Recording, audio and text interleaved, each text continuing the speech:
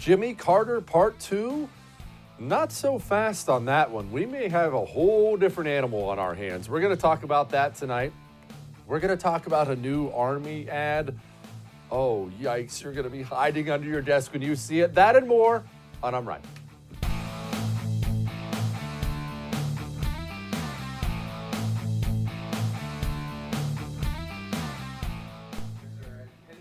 You guys are bad. I'm not supposed to be answering all these questions. I'm supposed to leave, but I can't resist your questions. What? I'm sorry? Did the commander-in-chief just walk up to the microphone and say you guys are bad? I'm not supposed to be answering questions like a kid who just got busted sneaking a cookie out of the cookie jar? What are you supposed to be doing, Joe? I mean, I'm sorry. Look, we've joked about this several times because it's not the first time he said that, but I need to know if the President of the United States of America, the one, we elected, obviously I didn't, but quit, but the one we elected, if he's not in charge, the American people deserve to know who is in charge. Is this entire thing some gigantic charade? I mean, it's one thing to say it's embarrassing that we elected a non-functioning adult as President of the United States. That's embarrassing. It's embarrassing for our country. It really is. I've said several times, I know what makes people mad. I really wish Kamala would take over. And I know she's the Antichrist. She's at least a functional adult. I'm embarrassed having this person lead the nation. But setting that aside, is this one big charade? Is all the conspiracy theory stuff you saw on the right in the beginning? I mean, not crazy conspiracy stuff, but just stuff saying, well, he's not functional. He's simply saying whatever on the teleprompter. He did have earpieces in during the debate, and I don't know if that's true, but what's all that stuff that we looked at and thought, oh, that's kind of crazy. Who knows if that's true? Was it all true? Do we have a president who's not a president? Just somebody shuffling around with his mouth hanging open at all times? Because that's a really big deal. I mean, you know that, right? It is a really, really, really big deal if the President of the United States is not really the President of the United States, and instead he has a bunch of radical left-wing nut jobs who are all around him, Susan Rice and others, and they're the ones running the country. Not only is it a big deal, it's something the American people should know about, right? It's something maybe, just maybe, the American press that spends all day long talking about speaking truth to power, maybe that's something they should dig into. I had somebody tell me once that the press secretary, Jen Psaki, half the reason she looks like she doesn't know anything most of the time, she doesn't have access to the president. Did you hear what I just said? The president's secretary doesn't get to talk to the president. Who does get to talk to the president? Where is the president in his day-to-day life? You remember when Donald Trump was in the Oval Office? There were cameras following around all day long. We knew where he was at all times. He's in the Oval Office. He's in the bedroom. We always knew where he was. Why does Joe Biden disappear for long periods of time?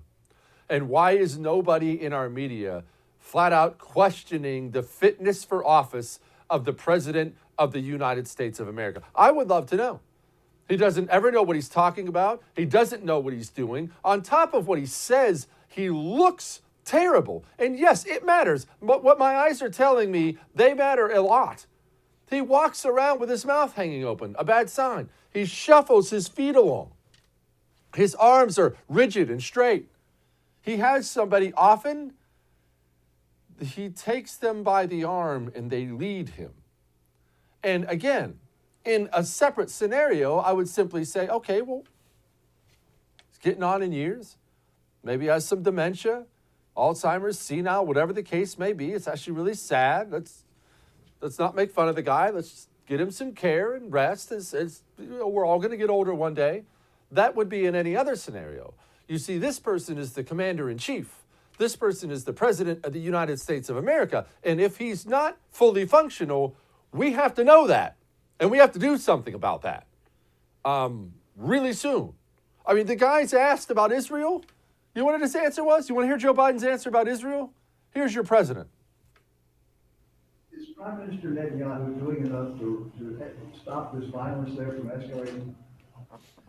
I had a brief conversation with him yesterday, and I have my intelligence community, the Defense Department, as well as the State Department, have been in contact with all of their counterparts in not only in Israel, but in the region.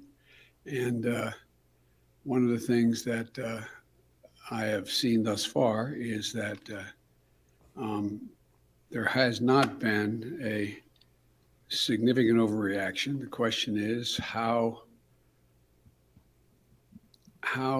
we get to a point where they get to a point where there is a significant reduction in the attacks, particularly the rocket attacks that are indiscriminately fired into population centers. Wow, I feel better. I mean, boy, he's clearly all over it, and he has a plan moving forward. God, jeez. We elected that guy as president of the United States. We elected that guy. I still can't wrap my mind around that. Which brings me to something else. This whole pipeline thing and the gas shortage thing. You've seen all this, right? Colonial pipeline runs a major fuel artery down the East Coast. Some Russian hackers attack it, get it shut down. We now have gas lines. Gas stations are running out of gas. And word comes out today, and I'm going to address this in a second. Colonial Pipeline paid a $5 million ransom to these people. What does your president have to say? Ransom. Were you briefed on the fact that the company did pay the ransom? I have no comment on that. Thank you. Thank you, sir. Thank you, sir. What? Okay, no comment on that. Let's address this situation really quickly. This is probably the biggest story I've seen come down for a year. And I really mean that. Of every other story you can think about, this hacker and then ransom paid thing is huge. Mr. Producer, record this because we're going to want to bring this back up again. Huge. Why? Well, it's not that Colonial Pipeline paid $5 million to hackers and they turned the power back on. It's not that. What just happened was we, the United States of America, just sent up a gigantic sign to every single scumbag hacker in the world. And you know what was on that sign? You know what it said? Please come kick me. I'll pay you for the privilege. It is a huge deal that Russian hackers hacked in and shut down a critical part of America's infrastructure, our fuel lines. Do you have any idea how much of your country, your city, your state is online? Your water plants, sewage plants, power plants.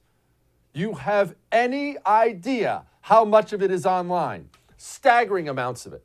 If we have now told the hackers of the world, it's open season, please come just slaughter us and we'll pay you for it, we are about to have some very, very bad days in this country.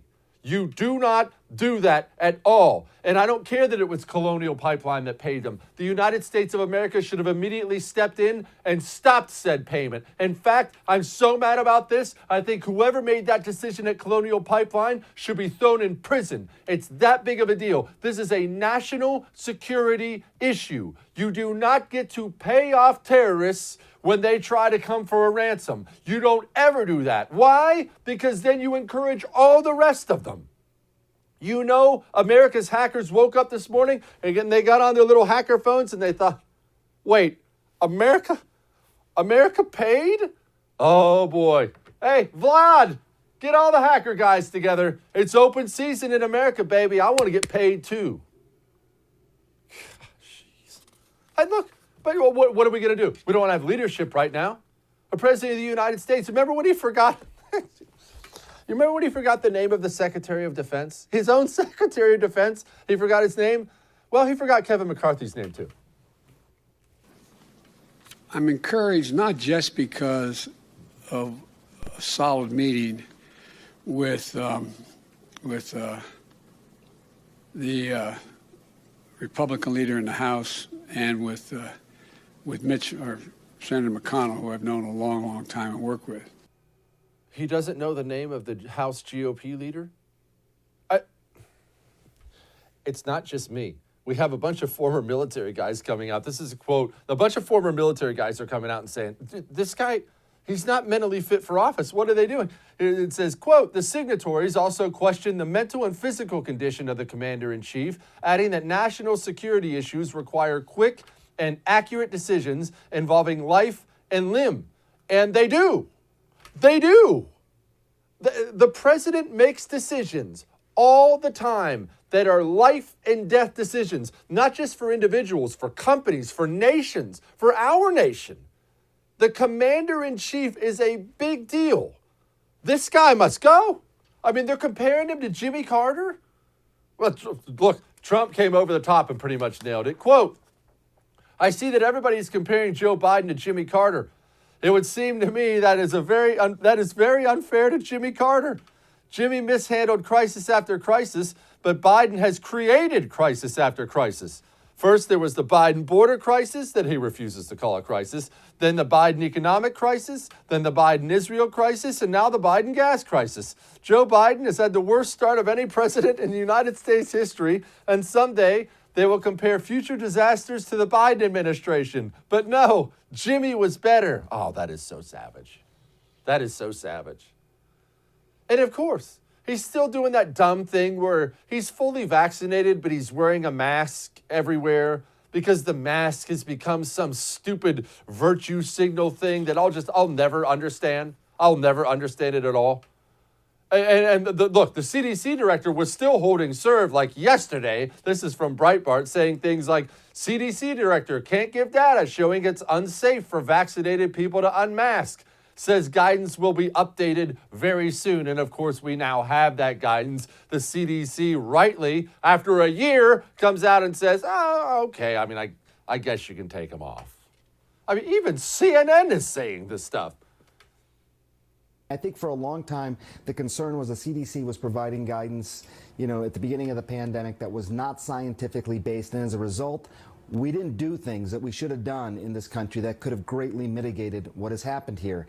And now I think it's almost a little bit of the reverse problem. The science is not necessarily being followed to the same extent. And as a result, we're probably doing things that we don't need to be doing. Oh, gee, you think? You think we're doing things we don't need to be doing? Because I saw a headline today. Know what that headline said? Inflation, over 4% in April. You understand what that means, right? I mean, you do get that 4% in April turns into 7% in the next month and 7% in the next month and maybe 14% in the next month. And soon we're staring 50% inflation in the face. I want you to think about your bills. I want you to think about your daily life. Are you able to withstand everything in your life going up by 50%?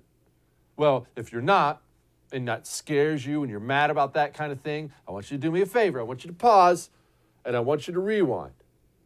Tell me what you were saying when coronavirus came out. Because if you wanted the economy stopped and everything locked down and run home and hide and eat pizza and watch Netflix, and you wanted the government to pass all these massive $1 trillion bills as they're choking the goose that laid the golden egg, then you get what you get. Don't throw a fit. We have huge economic problems still coming. We haven't even talked about the landlord problem. And from the landlord problem, after that, there'll be a banking problem because the landlords won't be able to pay. But you did enjoy that moratorium on paying rent, right? The bill comes due. These coronavirus idiotic things we did, they slaughtered us. And we haven't even begun to feel the pain. We woke up with a hangover and reached over and chugged a bottle of tequila and said, woohoo! Hangover's gone. Yeah, sure it is. Wait till you wake up tomorrow. All that may have made you uncomfortable, but I'm right. Now, here's something that makes people uncomfortable. When you have someone in your life who dips or smokes and you tell them, you need to quit. I should quit. That's bad for you. That's not effective. Stop doing that. All that does is create resentment. I know, I dipped for years, and I had to hear that garbage. It never worked. It never moved me an inch, and all it did was create resentment. All right, fine, I'll leave. I'll just go dip on my own then. You know, be a nag about it. Instead of presenting problems to that person in your life who you want to quit, and I'm glad you want them to quit. Instead of presenting problems, present solutions. Go to Jake's Mint Chew, jakesmintchew.com. Buy some Jake's Mint Chew. They have a million different flavors there, and give that to the person in your life who dips. I highly recommend trying out their CBD pouches. Go to jakesmintchew.com. Use the promo code Jesse. That gets you 20% off. No more nagging. Solutions. We'll be back.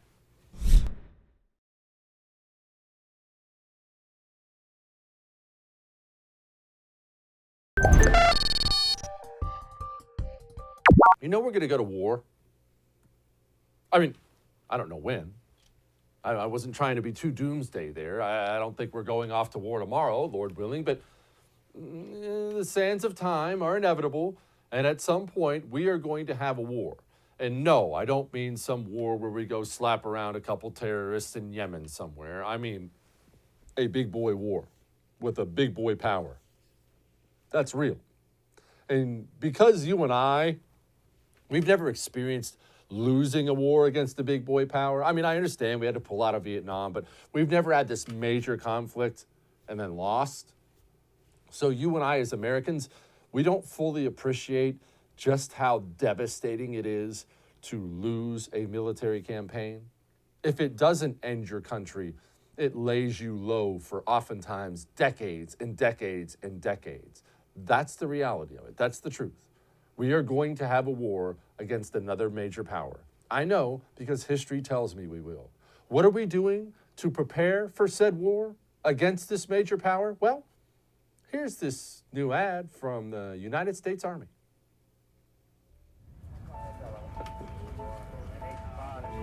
This is the story of a soldier who operates your nation's Patriot missile defense systems.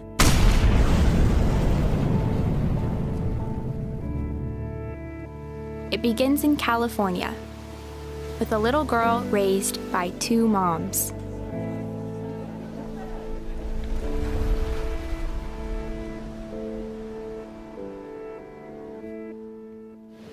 Although I had a fairly typical childhood, took ballet, played violin, I also marched for equality.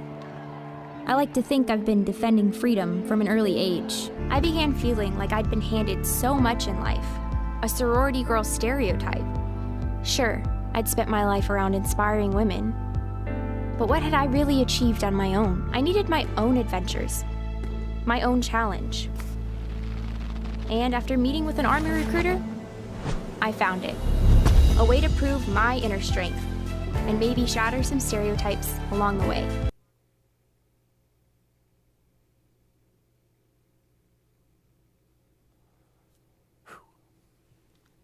We are in some serious trouble. I mean, don't get me wrong. I'm glad that that young girl and her moms, Trina and Pat or whatever they are, I'm glad she was protesting and marching. That's very inspiring, very exciting stuff. But you see, while we're doing things like that here in America, do you want to know what Russia's doing? You want to know what their recruiting ads look like? I want you to think about that video you just watched. Think about that insane video, right? I want you to keep it in the front of your mind. Now, one of our arch enemies on the world stage, you want to know what they're doing? Here's what they're doing. Это первый день твоей новой жизни. То, что было вчера, не имеет значения. То, кем ты был прежде, уже никого не волнует. Теперь важно то, кем ты будешь сегодня. Что ты знаешь о себе? На что ты способен? Вопросы могут остаться без ответов, но разве ты сможешь потом спокойно спать? Узнать себя, познать границы своих возможностей. К черту границы. Ты готов ломать себя до изнеможения. Каждый день здесь боль закаляет. Шрамы, повседневность. Это ты решил себе что-то доказать. Командир здесь только для того, чтобы ты мог увидеть в нем врага. Потому что без врага нет боя, а без боя нет победы. Но на самом деле, главный враг — это ты. Вчерашний ты. Твоя задача — выследить врага, догнать его, превзойти, стать лучше, чем он, и вернуться назад победителем. Потому что завтра Which one of those countries looks like they're interested in winning that next war that's coming? I'm not just going to gloss over this. I'm not just going to forget about it. I love history. As you know, I talk to you about history a lot on the show. And if you study it and you find the nations that lose focus, it's almost always the wealthy, powerful ones, right? The poor ones know they've got to scrap, but it's almost always the wealthy, powerful ones. Too many grapes, too many cakes, too much free time on their hands, too many distractions. And there's always this young, hungry one out there who doesn't have these distractions. And he looks at all those cakes and grapes and he wants them. And he starts to look around and say to himself, they're getting awfully soft. I bet I could go take that from them. That happens all the time. And what it looks like when they go to take that from them, it looks like death on a massive scale. That's what it looks like. This is not a small thing. This is a big thing. We don't need an army full of lesbians. We need an army full of killers. That's what we need. That's what you want your United States military to do. And that's what our opponents are doing. Remember that story that came out about China? They're figuring out how to make their men more masculine. We're figuring out how to cut ours off. Literally. This stuff ends nations. I cannot emphasize this enough. This stuff ends nations. And this will be the end of the United States of America if we don't stop these people. It's a really, really, really big deal. A very big deal. But look, where are they learning it? I mean, the top brass, the bureaucracy, Pentagon, FBI, government, they're learning it in school. Here's Penn State.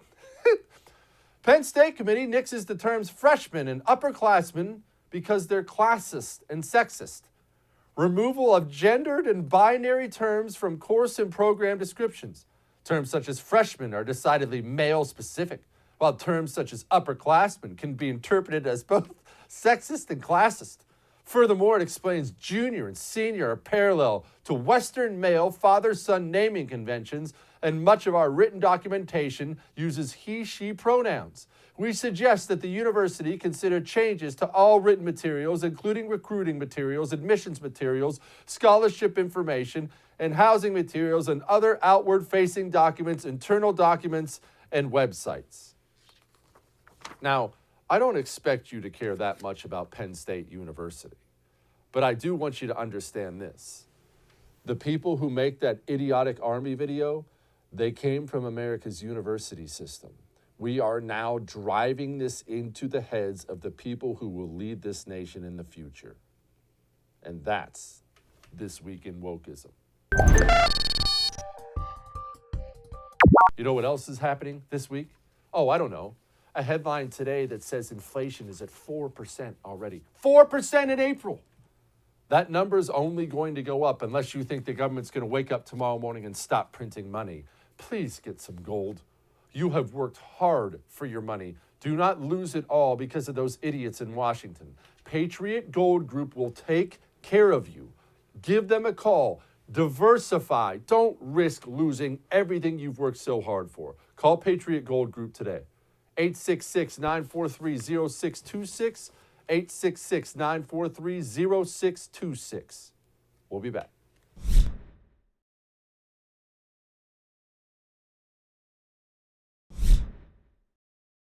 Heavy D is killing it in Florida. And I'm very confused how this happened. We have a new poll out. Ron DeSantis has a 55% approval rating in Florida, including 88% amongst Republicans. Florida's a purple state. I mean, the guy governs like a bloodthirsty right-winger. This is a purple state. How is he doing it? Why is he doing it? Joining me now is former Florida House Rep. Holly Rashine. She's also a strategist. Holly, explain this to me. It is a purple state, right? I remember basically every race there coming down to about 2 votes. Yes, and I think it is the governor's bold conservative leadership that has helped us weather this global pandemic. And he has kept what's important to Florida at the foremost part of his leadership. He protected our vulnerable citizens, our senior citizens, our first responders, while at the same time making sure his constituents' socioeconomic freedoms were protected. He aimed to keep our businesses open, keep our schools open, and therefore keeping our economy open. And we've seen it pay off in spades. Okay, I'm looking at a poll, I've seen this before too, where Donald Trump is clearly the leader in the clubhouse for Republicans when it comes to running for president in 2024. Heavy D, right behind him, and he laps the rest of the field. I look at this guy, and obviously I'm very impressed, but I also see a guy who clearly looks like he's wanting to run for president. Am I off base with that? I don't think so. And again, it's his bold and strong leadership that we're seeing unfold in this challenging time. And I think you'll see a lot of states scratching their head going, how is Florida getting this so right? Well, it's under Governor DeSantis's strong leadership. What kind of a state is Florida? Is it actually still purple, Holly? Is it drifted red? Is it what kind of history is there? Everyone remembers the Bush-Gore election. Sure, and what a lesson, many lessons to be learned from that. But yes, I think Florida is leaning right these days. Certainly when I came into office, and I actually represented a very purple district, a third Republican, a third independent, a third Democratic, and you sort of saw that play out in the last, 10 years or so. But this last election, 2020, you saw the president come in with, in 2016, he got an extra 1% of the vote. In 2020, it was 3%. I mean, that's a monumental change in national elections. But yes, again, Florida continues to be very diverse, though, and I don't think that leaders like Governor DeSantis take that for granted. Describe diverse. You're talking about the Cuban population and black people and white people and nation. Is that what you're talking about? I'm talking about that race, of course, but also the industry in Florida. Obviously, tourism is our number one industry, but we're also a heavily agriculture state. The military is incredibly important to our state's economy. North Florida is a little different from Central Florida. And then, of course, you have South Florida, which is a melting pot. I think one of the biggest melting pots in the world. I think when you look at our voter rolls, you'll see that diversity. And again, I think right now we're seeing a lean to the right, and hopefully it'll stay that way for the governor in 2022. You mentioned bold when we were talking about Heavy D, and that's what a lot of people see too, and they saw that in Trump. Are you counseling people you talk to, the people you're a strategist for, that bold sells right now? I feel like the right is hungry for it. They've had way too many years of jellyfish running the party, and I mean, even if you're wrong about something, at least be bold about it at this point.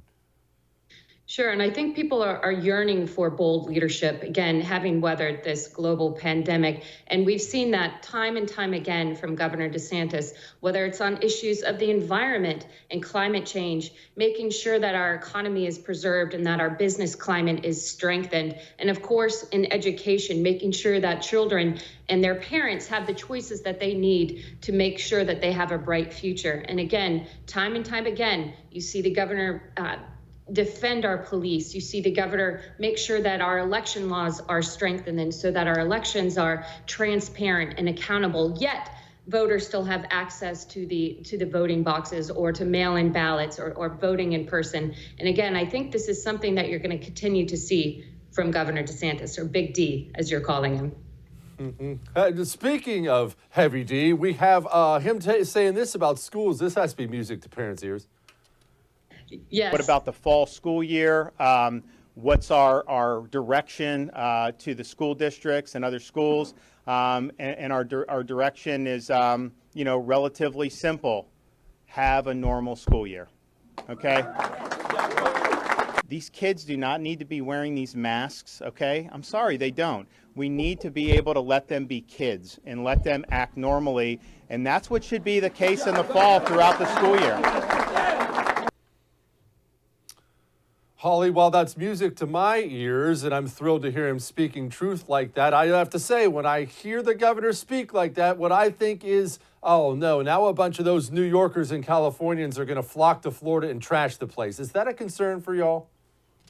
It is, and as you were calling him Heavy D, let me make that correction. And you know, people are pouring into our state, whether they're hopeful residents, tourists, or businesses alike, because again, the strong policies that Governor DeSantis has instituted, our tax climate is very favorable. Our environment is amazing under the stewardship under Governor DeSantis. And so why wouldn't people want to be flocking to the state of Florida? But there is a concern there that are they coming to Florida? Are they registering to vote as Republicans? Are they registering to vote more like their home states? Or are they falling right in the middle in the independent world? Holly Rashind, everybody. Thank you so much, Holly. I appreciate you. You got it. Look, it's a concern. The moving to these states is a concern. I'm a resident of Texas.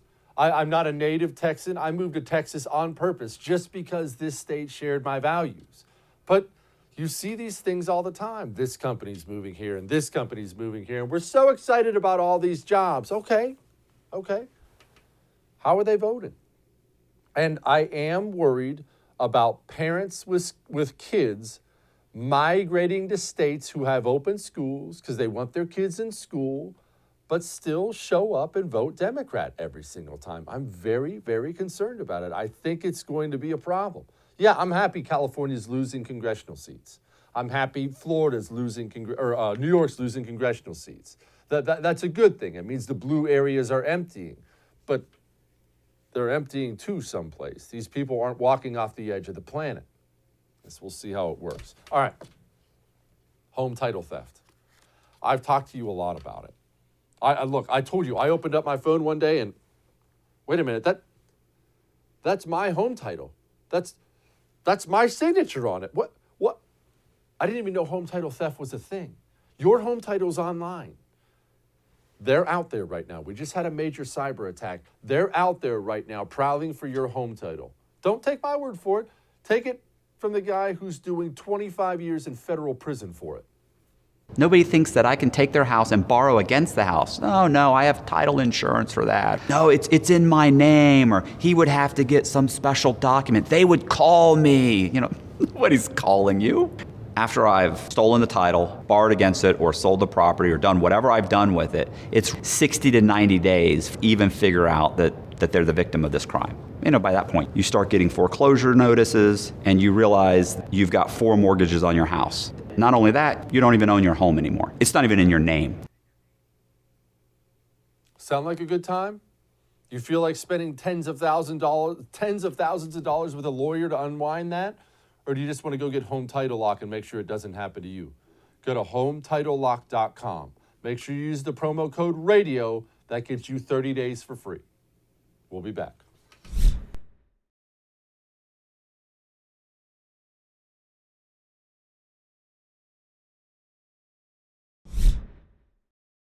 Joining me now, obviously one of my favorites, the chef and owner of Slapfish, Chef Andrew Gruel. Chef, I'm looking at, we only filled 260,000 jobs, and there were, I believe, a little over 7 million openings. Chef, I don't understand. What would prompt somebody who doesn't have a job to stay home rather than come on down to Slapfish and get an honest living? Could you explain this to me? Yeah, look, I'll give you a couple reasons. First and foremost, the amount of money people are getting on unemployment right now, and this is straight from the mouth of those people who I've tried to hire back and have explained this to me, is that they would prefer to wait this out because they're making enough on unemployment. That's number one. That's not every scenario, right? Another scenario, especially here in California, is that people whose kids would normally be in school, because of the schools being shut down, they're forced to either hire childcare because they have to go work, or stay home, accept the benefits, and watch their own kids. Look, I totally understand and appreciate that. I would watch my own kids as opposed to putting them off with somebody else. And then the third piece of this is also that a lot of people don't want to go back to the restaurant industry specifically, and that's what I'm commenting on here, because we've been vilified. People have been absolutely nutty. We had an employee who ended up leaving because some guy came in and started flipping chairs at two old women who weren't wearing masks while they were eating and started screaming in their faces. And this young girl said, I can't deal with this craziness. I've got to quit. I can't work in the restaurant industry anymore. These people are nuts. So there's real world experiences that prove why this stuff is happening. Chef, but isn't the restaurant industry a one gigantic super spreader thing? I'm sure about everybody who's gotten COVID's gotten it at a restaurant, right?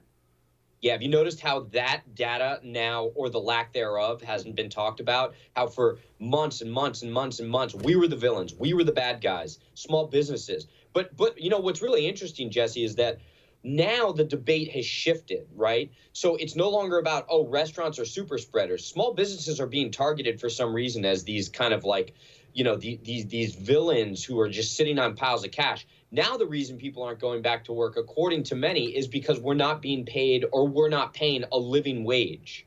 I got attacked big time on social for speaking out about this and them saying we're not paying a living wage. And for context, let me tell you, we're paying entry-level dishwashers right now $20 to $25 an hour. I looked up the MIT data for a living wage, which is very, very left-leaning, and a living wage in the area in which we're paying right now is $17.55 an hour. So we're actually paying way above the living wage. I'm pretty sure I know my first job was a dishwasher, if you don't count all the illegal jobs I had before that. And I'm almost positive I made $4.75 an hour. But we don't have to go back to that, Chef. It's not like I'm jealous or anything. Anyway, look out for my application after the show. Be that as it may, I'm hearing things about a chicken shortage. Wall Street Journal, chicken shortage sends prices soaring and restaurants can't keep up. Now, you've forgotten more about food than I will never know. I always learn something from you. Why are we running out of chickens? Well, interestingly, it actually goes back to the unemployment element, right? Because chicken is a massive commodity index, needs and requires a ton of processing. It's hard to hire people right now because a lot of the processing facilities don't have the bodies. You're seeing the exact same thing happen with lobster, but lobster is not as ubiquitous as chicken, so people aren't talking about it. The lobster shortage right now actually is crushing my business overall. Because I'm using most of it for Twitter. Not true. But back to the chicken piece, right? So look at the integration between this in the supply chain. So you start with the processing facilities to break the meat down. Then you've got to get it distributed to all of these, you know, wholesale distributors. Well, those distributors aren't able to hire drivers. They're not able to hire packers. They're not able to hire people for their warehouses. You're seeing massive food trucks right now, like Cisco's or the US Foods, driving around town. For everybody watching this, just watch a Cisco truck and see if there's a small minivan behind it, because what's happening now is Cisco can't load their trucks, so they're having their district managers actually go drive around after the trucks, dropping more of the product off. They're offering their drivers $20, $25, $30 an hour plus $2,000 signing bonuses, and they can't even get people to fill the routes. So the way it affects the entire supply chain goes back to the price of the good itself. Good grief. All right, Chef. What are some other major shifts in the restaurant industry that have either already happened or you see coming? Are there any good ones? Are they all bad? Give me all of them.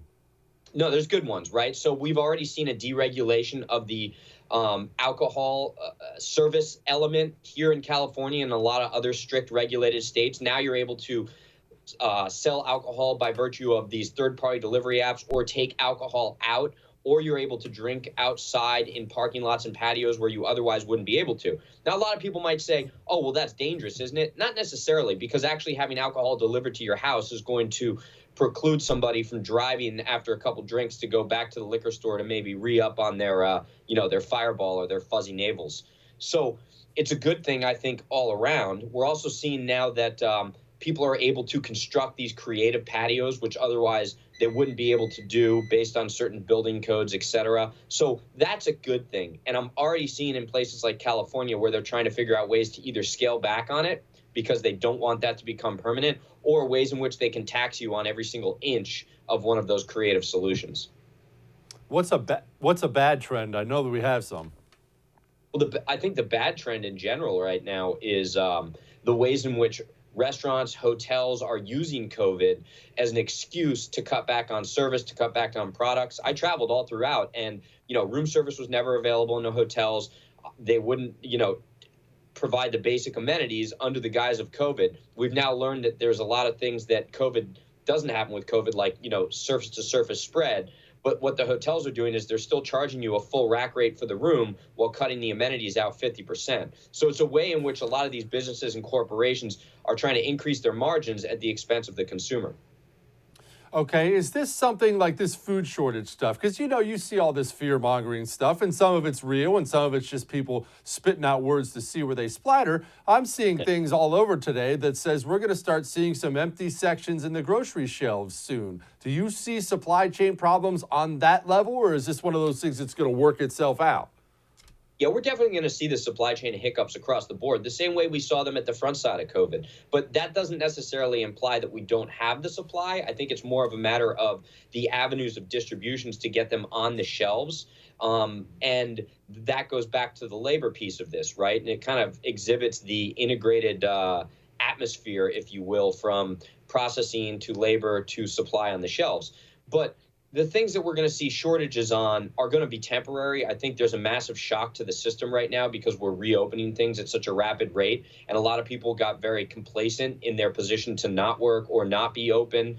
That's not laziness. I'm just talking in general about America, right? Like Netflix and chill is over. And people are now slow to wake up to the new reality that, we got to get back to a norm. So I think we're going to eventually catch up to it. The bigger issue that I see here is the ways in which these inflation indicators that are being denied by the current administration. Inflation it's real and it's happening right now.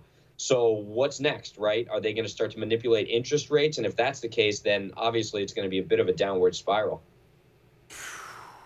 Yeah, and look, we already had over 4% inflation in April. I don't see that number going down in May. I don't see it going down in June because we're not doing anything but printing trillions of more money we're not backing. I see this inflation thing continuing. Do you? I see it continuing, and it's interesting because look at the response from the current administration. When they talked about the labor shortage with the restaurant industry and not being able to get restaurant workers, what they said, the Biden administration's response to that was, well, then we'll give more money to the restaurants who are having trouble operating because they can't find labor. So instead of getting to the root of the problem, it's, well, let's just print more money and just keep giving people money.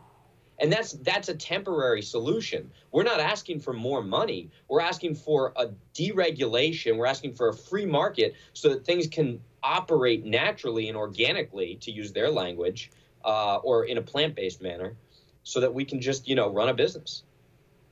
Speaking with Chef Gruel, by the way, he owns Slapfish. If you're ever in his area and don't go to Slapfish, you're crazy. You should see the pictures of the stuff he puts online. All right, I normally ask you about sandwiches and stuff like that. We're going to set all that aside for a minute, Chef.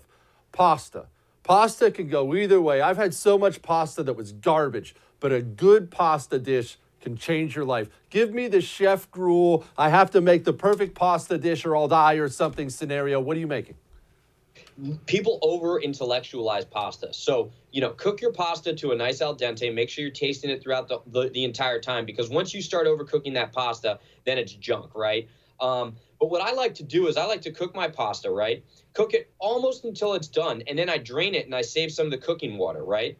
Then I put it back in the pot in which I cooked it with some of that cooking water because it's got the starch in there, and I throw in a handful of butter. So now I'm just coating that pasta and it's kind of cooking into its own natural creaminess. From there, you add anything. That's the base. So if you want a tomato-based pasta, add your tomato sauce. You need the viscosity of that and richness of that butter to coat those noodles. Look, we all know butter's good. It's not a bad thing. So you're a keto guy. You love butter. Use that butter to your advantage as the vehicle through which you can add more flavor to your pasta. If you don't want to add a sauce, just add a handful of bacon, maybe some fresh herbs, add a handful of caramelized garlic at that point, any of your ingredients. But once again, drain your pasta when it's almost done, add it back to the pot, reserve a little bit of that cooking water, nice dollop of butter, and then go from there. Chef Gruel, everybody, always bringing it. Thank you, Chef. I appreciate you, brother. Thanks for having me. I appreciate it. I swear, I'm on TV. I almost had to clean myself up there real briefly. Heck, that sounds good. All right, we'll be back.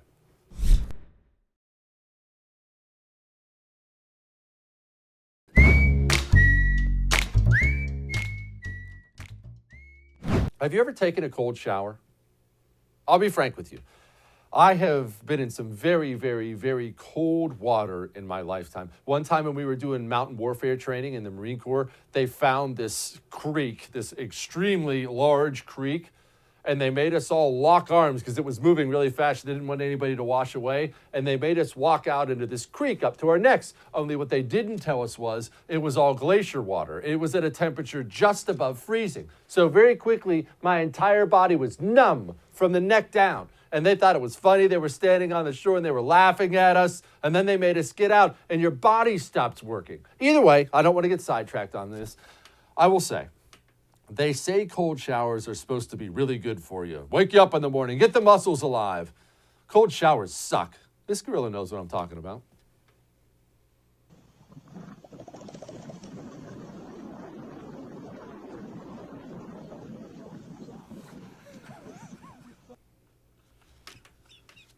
Whoa, that wasn't pleasant at all. All right, we have a great, great special for you tomorrow. We are going to be picking the worst governor in America. And we have guests coming on. They're going to come on and compete for this governor's worst. No, my governor's worst. It's going to be a fun show. Don't miss our special tomorrow on I'm Right. I'll see you then.